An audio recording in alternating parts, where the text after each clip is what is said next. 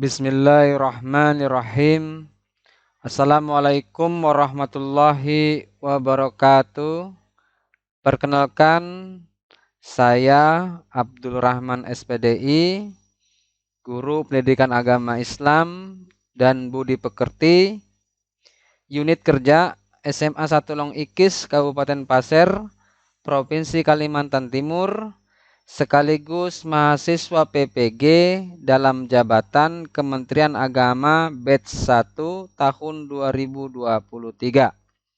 LPTK Universitas Islam Negeri Sunan Kalijaga, Yogyakarta, Fakultas Tarbiyah dan Keguruan.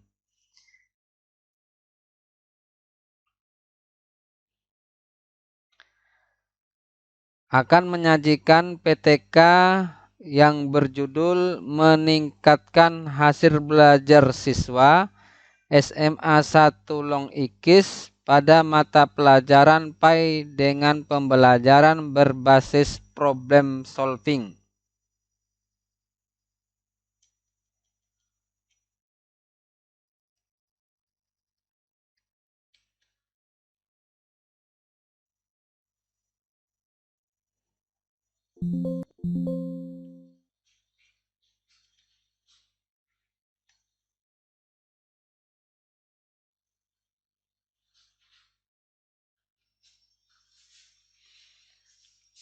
Apa yang dimaksud dengan problem solving?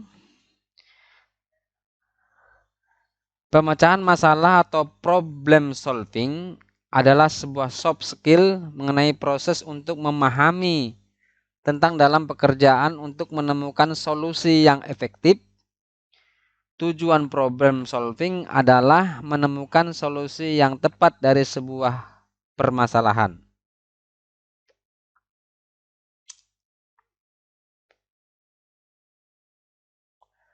Problem solving merupakan cara mengidentifikasi dan menemukan solusi yang efektif untuk mengatasi masalah yang dihadapi. Pada dasarnya, kemampuan ini berkaitan dengan berbagai kemampuan lain seperti kemampuan mendengar, menganalisa, meneliti, kreativitas, komunikasi, kerja tim, dan pengambilan keputusan. Menurut Omar Hamalik, arti problem solving adalah suatu proses mental dan intelektual dalam menemukan masalah, kemudian memecahkan masalah berdasarkan data serta informasi akurat, sehingga mampu mendapat kesimpulan dengan cermat dan cepat. Dengan ini sebenarnya sudah mendapatkan apa tujuan utama dari pemecahan masalah ini. Proses problem solving. Sesuai pengertian apa itu problem solving, kemampuan ini berkaitan dengan berbagai skill, mulai dari mendengar, menganalisa, meneliti, kreativitas, komunikasi, kerjasama tim, dan pengambilan keputusan. Terdapat berbagai pendekatan yang bisa dilakukan menyelesaikan masalah, namun secara umum terdapat empat tahapan dasar problem solving. Yang pertama, definisikan masalah. Mendefinisikan masalah bukan berarti hanya melihat pada gejala yang terlihat, tetapi juga menganalisis kunci masalah yang sebenarnya. Ada banyak hal yang jadi latar belakang dan pengaruh suatu masalah. Makanya dalam tahapan ini penting untuk melihat masalah dari berbagai perspektif. Memahami bahwa hal itu harus segera diselesaikan jika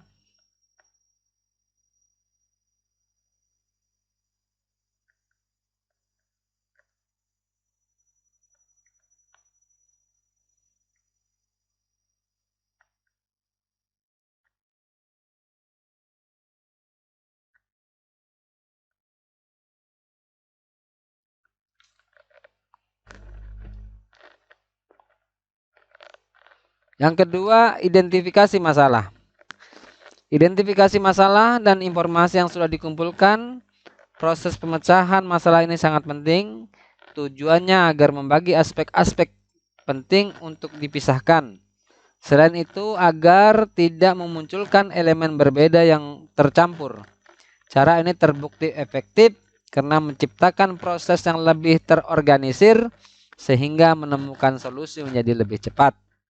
Dalam melakukan hal ini diperlukan kreativitas dan kemampuan berpikir kritis dan logis. Bisa dengan membandingkan alternatif kemudian mempertimbangkan berbagai kemungkinan yang ada.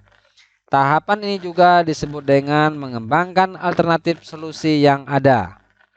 Yang ketiga, tentukan solusi terbaik.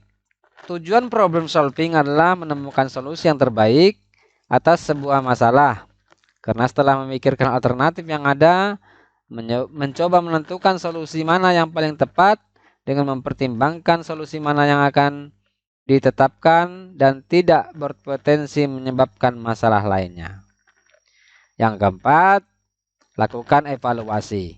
Melakukan evaluasi merupakan tahapan paling menentukan dari proses problem solving.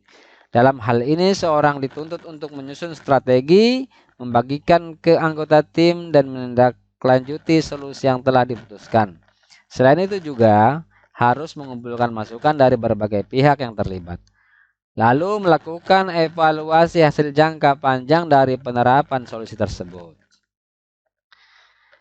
Penelitian ini merupakan penelitian tindakan kelas PTK yang dilatar belakangi oleh masalah yang muncul pada mata pelajaran Pendidikan Agama Islam dan Budi Pekerti di kelas 10E SMA 1 Long Ikis Kabupaten Pasir.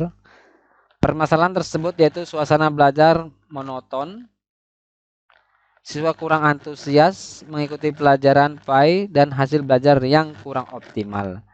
Penyebabnya adalah pembelajaran masih didominasi metode ceramah.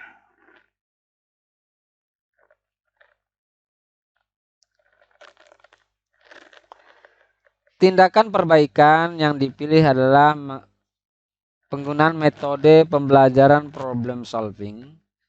Subjek penelitian ini adalah siswa kelas 10E SMA 1 Long Ikis, Kabupaten Pasir, yang berjumlah 31 orang.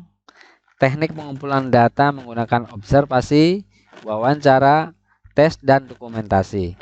Teknik analisis data yang digunakan yaitu pendekatan deskriptif kualitatif dan statistika deskriptif.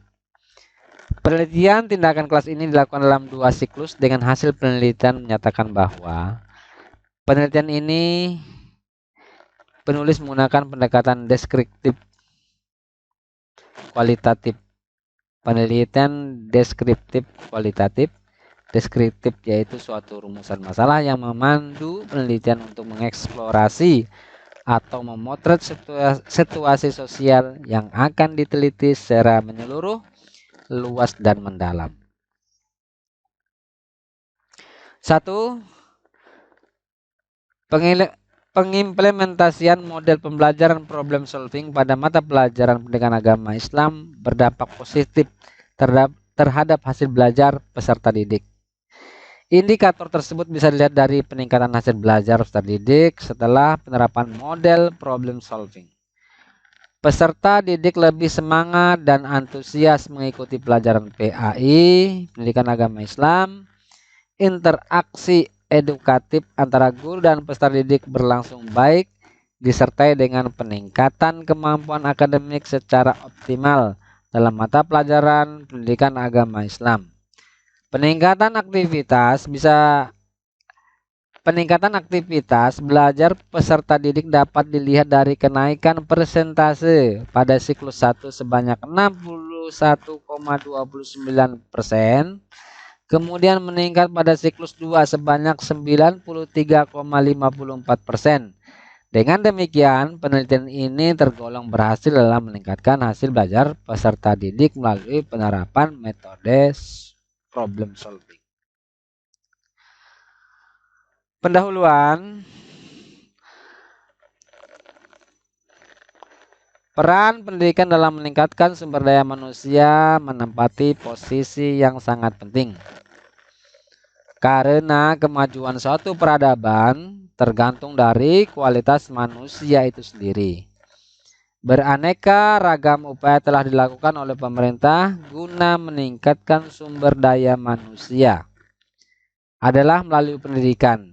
Indonesia yang termasuk dalam kategori negara berkembang membutuhkan pendidikan dan sumber daya manusia yang berkualitas, unggul, inovatif, kreatif, dan berdaya saing. Hal ini dilakukan secara terintegrasi dan berkesinambungan, serta ditunjang dengan infrastruktur juga perangkat pendidikan yang memadai agar pendidikan di Indonesia bisa bertahan, maju, dan bersaing dengan negara lain. Nata 2010. Adapun peta konsep dalam penelitian ini bisa kita lihat dari gambar yang ada di layar, yaitu adanya suatu permasalahan, kemudian dalam tindakannya kita ada perencanaan, kemudian ada pelaksanaan, ada pengamatan, pengumpulan data. Setelah lengkap itu semua, baru kita lakukan refleksi. Maka akan muncul permasalahan baru hasil refleksi. Kemudian pada siklus berikutnya kita adakan lagi perencanaan atau tindakan di siklus 2, kemudian pelaksanaan tindakan, kemudian pengamatan, pengumpulan data kembali, kemudian direfleksikan. Tentunya dari 2 siklus ini, setelah kita ambil semua pengamatan dan pengumpulan data, maka kita akan melihat hasil daripada penelitian kita, ya.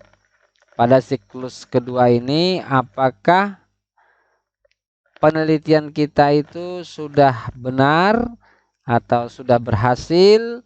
Kemudian kalau memang ada hal-hal yang sifatnya masih belum terorganisir, belum lengkap, atau mendapatkan masalah baru, maka bisa dilanjutkan pada siklus berikutnya. Jadi pengumpulan data menggunakan 3 metode. Metode yang pertama yaitu metode observasi untuk mengamati jalannya proses pembelajaran yang menerapkan model problem solving. Kemudian yang kedua metode angket. Kita sebarkan angket ke objek penelitian kita untuk mengetahui bagaimana respon peserta didik dalam penerapan model pembelajaran problem solving. Yang ketiga metode tes untuk mengukur aspek kognitif peserta didik setelah proses pembelajaran Wibawa 1993. Data yang sudah terkumpul dianalisis untuk memberikan batasan-batasan terhadap temuan sehingga data yang terkumpul menjadi teratur serta menambahkan validitas data itu sendiri. Analisis data menggunakan statistika deskriptif.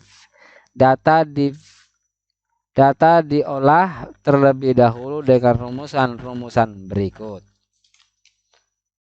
Rumus mengolah hasil observasi. Jadi skor didapatkan, ya. Jumlah skor perolehan,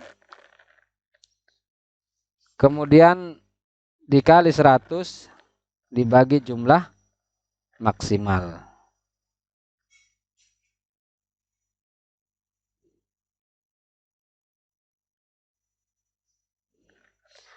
Kemudian rumusan mengolah hasil belajar ketuntasan belajar.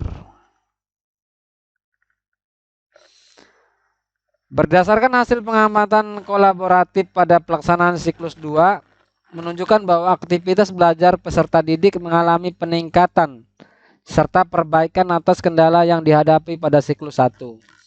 Pengelolaan kelas oleh guru menjadi lebih baik sehingga peserta didik bisa bekerja sama dalam kegiatan pembelajaran. Perubahan ini dapat dilihat dari sikap peserta didik yang semula acuh tak acuh menjadi lebih bertanggung jawab baik secara individu maupun kelompok. Selanjutnya, peserta didik menjadi lebih aktif dan antusias mengikuti pelajaran PAI. Manajemen kelas terlihat lebih baik dari sebelumnya. Setelah tindakan kedua dilakukan, hasil belajar dicek kembali dengan menggunakan tes. Hasil tes memperlihatkan adanya peningkatan yang cukup tinggi untuk persentase siswa yang tuntas. Hasil refleksi siklus 2 memberikan kesimpulan bahwa kegiatan pembelajaran dalam siklus 2 memperlihatkan adanya peningkatan dibandingkan siklus sebelumnya. Selain itu, keterlibatan peserta didik selama pembelajaran berlangsung lebih aktif. Keberanian peserta didik untuk memberikan pertanyaan dan mengemukakan pendapat semakin terasah selama proses pembelajaran. Penelitian bersama kolaborator menilai pembelajaran sudah ada peningkatan dan berjalan lancar. Maka kegiatan penelitian dicukupkan sampai siklus kedua. Kita lihat dari tabel yang ada dari data pencapaian hasil belajar peserta didik di siklus prasiklus rata-rata hasil belajar itu masih menunjukkan angka 54,23%. Peserta didik yang mencapai KKM ketuntasan itu masih 0%. Pada siklus 1 ada kenaikan signifikan 61,29% dengan peserta didik yang mencapai KKM itu masih berkisaran 30%. Pada siklus 2 ini rata-rata hasil belajar menjadi 93,54% atau bisa dikatakan hasil pencapaian peserta didik yang mencapai KKM itu 100%. Pada hasil pretest sebelumnya nilai KKM peserta didik tidak ada yang memenuhi standar dan rata-rata hasil belajar 54,23 dengan persentase kelulusan 0%. Tetapi di siklus 1 rata-rata hasil belajar mengalami kenaikan atau peningkatan, yaitu 61,29 dengan persentase yang mencapai KKM sebanyak 30%. Kemudian kelulusan jumlah peserta didik 100%. Kemudian di siklus 2 rata-rata hasil belajar peserta didik ialah 93,54 dengan persentase kelulusan jumlah peserta didik 100%. Dari data di atas dapat disimpulkan bahwa metode pembelajaran problem solving membantu keberhasilan peserta didik memenuhi standar ketuntasan minimal SKM yang ditetapkan oleh sekolah sebesar 75. Kesimpulan, dari seluruh rangkaian pembahasan dapat disimpulkan bahwa penerapan metode pembelajaran problem solving memperoleh hasil peningkatan hasil belajar peserta didik yang lebih baik. Sebagaimana model pembelajaran ini menggunakan pendekatan proses, pencarian solusi dan pemecahan masalah yang menuntut peserta didik supaya berpikir kritis, sehingga mereka lebih aktif dan antusias mengikuti pelajaran pendidikan agama Islam dan budi pekerti melalui model pembelajaran problem solving. Posisi guru yang semula hanya sebagai penyampai pengetahuan kini dituntut menciptakan suasana kelas yang kondusif dan menyenangkan. Berdasarkan hasil penelitian tindakan dalam pengimplementasian model pembelajaran problem solving pada mata pelajaran pendidikan agama Islam dan budi pekerti di kelas 10E SMA 1 Longikis. Maka dia dapat ditarik kesimpulan. Yang pertama, penerapan model problem solving membawa dampak positif terhadap peserta didik dibandingkan dengan sebelumnya. Peserta didik lebih semangat dan antusias mengikuti pelajaran PAI. Yang ke-B, interaksi edukatif antara guru dan peserta didik berlangsung baik. Ini ditandai dengan keaktifan peserta didik dalam kelas selama proses pembelajaran. Yang ke-C, peningkatan kemampuan akademik secara optimal pada mata pelajaran pendidikan agama Islam di kelas 10E SMA 1 Longikis sudah terlihat sejak diterapkan model problem solving.